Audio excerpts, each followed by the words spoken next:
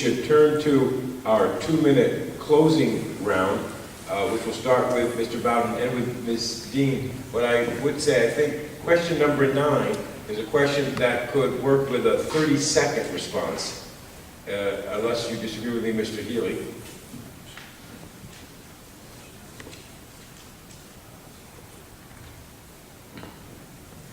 According to a recent Quinnipiac University poll, 57% of Connecticut residents favored the death penalty when asked a simple, quote, "Do you favor or oppose?" unquote question. What is your position on the death penalty, and would you work to reinstate it if you are elected governor? I would begin with Mr. Foley. Well, this goes back to the 2010 campaign. This is a big issue in the campaign. And 70% of people who were polled at the time supported Connecticut's death penalty. And I think it is absolutely outrageous that a newly elected governor would go against the majority of the citizens and impose a new law or a repeal of a law that the majority supported. So I certainly would have not have worked to, I would have kept the death penalty had I been governor. Mr. Loretti. I would have not worked to repeal the death penalty. I do think that there are some aspects of it that were inherently conflicting and wrong. You know, the cost associated with keeping people on death row is exorbitant. And new technologies today now allow us to determine if there was any inconsistencies in in people who are on death row in terms of their trial. And so, look, I think that we should maintain a death penalty here in Connecticut.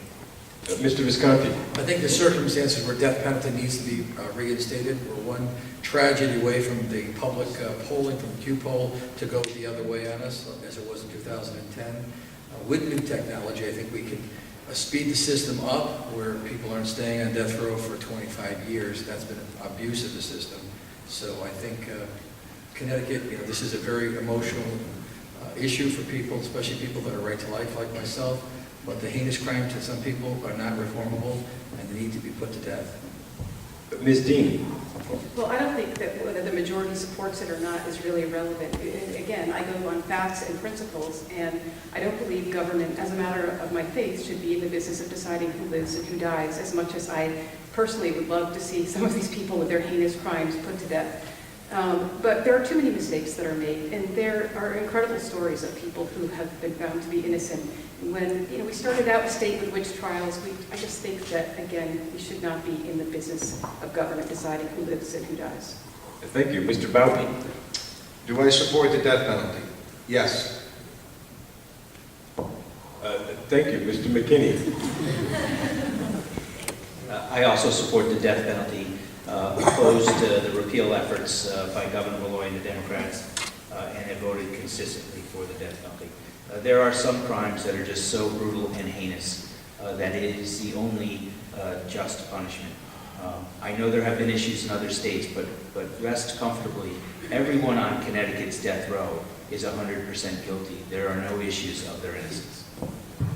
Thank you very much. At this point,